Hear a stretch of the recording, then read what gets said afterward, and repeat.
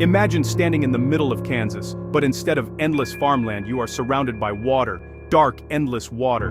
Beneath the surface, giant sharks circle below you. Massive sea reptiles longer than school buses glide silently through the depths, and somewhere nearby, a monster fish large enough to swallow a human whole is hunting. This was not science fiction. Millions of years ago, the center of North America was completely underwater.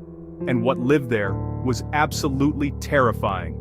Welcome to the Western Interior Seaway, the lost ocean that split America in half. Today, the middle of North America is filled with plains, cities, highways, and farmland. But around 100 million years ago, this entire region looked completely different. A gigantic inland sea stretched from the Gulf of Mexico all the way to the Arctic Ocean. It divided the continent into two giant land masses. To the east was Appalachia. To the west was Laramidia, a dinosaur-filled wilderness where creatures like tyrannosaurs roamed. And between them was one of the deadliest oceans Earth has ever seen. This sea was filled with monsters, giant sharks, sea dragons, toothy fish, and predators so aggressive they sometimes ate each other. But somehow, all of them survived together for millions of years. How? That is where the story gets fascinating. The story begins deep beneath Earth's crust. Around 180 million years ago, a gigantic tectonic plate called the Farallon Plate began sliding underneath North America. As it pushed downward, parts of the continent bent and sank. At the same time, Earth entered an intense greenhouse climate. Temperatures rose dramatically, ice melted, sea levels climbed higher and higher. Eventually, ocean water flooded into the sinking center of North America. Slowly, a massive inland sea formed, and over millions of years, it grew enormous. At its largest size, the Western Interior Seaway stretched over 1,000 miles wide. Imagine an ocean right in the middle of America. Places like Kansas, Nebraska, South Dakota, and Colorado were underwater.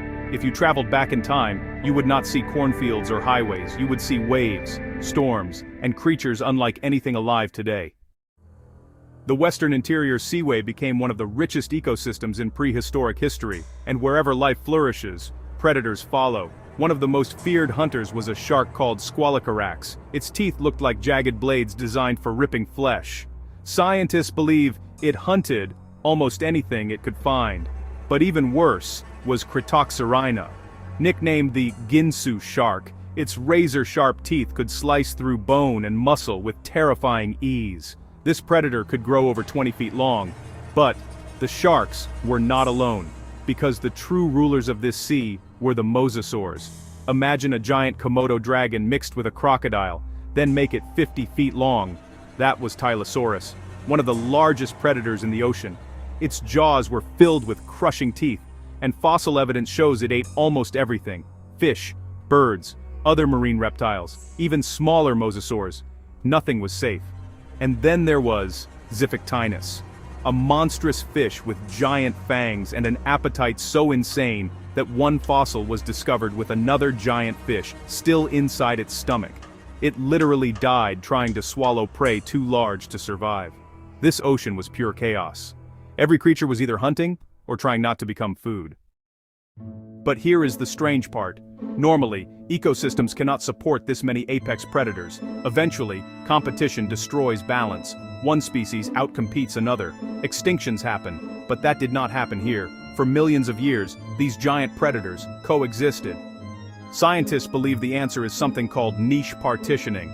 Basically, every predator adapted to hunt differently. Some hunted near the surface, others hunted deep underwater. Some specialized in fish, others targeted giant reptiles. Certain sharks crushed shellfish on the seafloor, others chased prey in open water. Even body size mattered. Larger predators hunted larger prey. Smaller predators focused on smaller animals, and some creatures avoided competition entirely.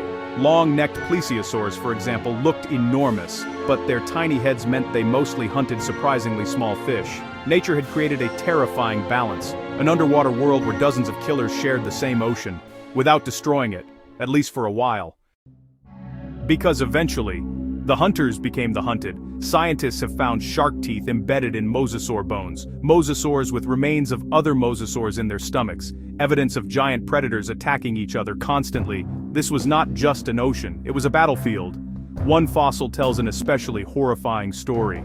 A massive Xiphactinus fish was discovered with a giant prey fish lodged inside its body. The meal was so enormous that scientists think it may have ruptured the predator's organs. It literally ate itself to death. That gives you an idea of how aggressive these animals were. Every meal could become a fight for survival. But then, the ocean began to die. Around 80 million years ago, tectonic forces started lifting the center of North America upward again. The shallow sea slowly retreated, water levels dropped, the ancient ocean disappeared, and eventually, farmland replaced the sea floor. But the monsters left behind clues. Even today, fossils from the Western Interior Seaway are found across the American Midwest. In some towns, buildings made from ancient limestone still contain seashell fossils hidden in the walls, meaning parts of this lost ocean are still around us, buried beneath farms, roads, and cities, a forgotten world hidden beneath modern America. The Western Interior Seaway was one of the strangest places Earth has ever created, an ocean in the middle of a continent, filled with monsters competing in a deadly underwater arms race, and yet, for millions of years, life found a way to survive in perfect balance. Until the planet itself changed, and the sea vanished forever.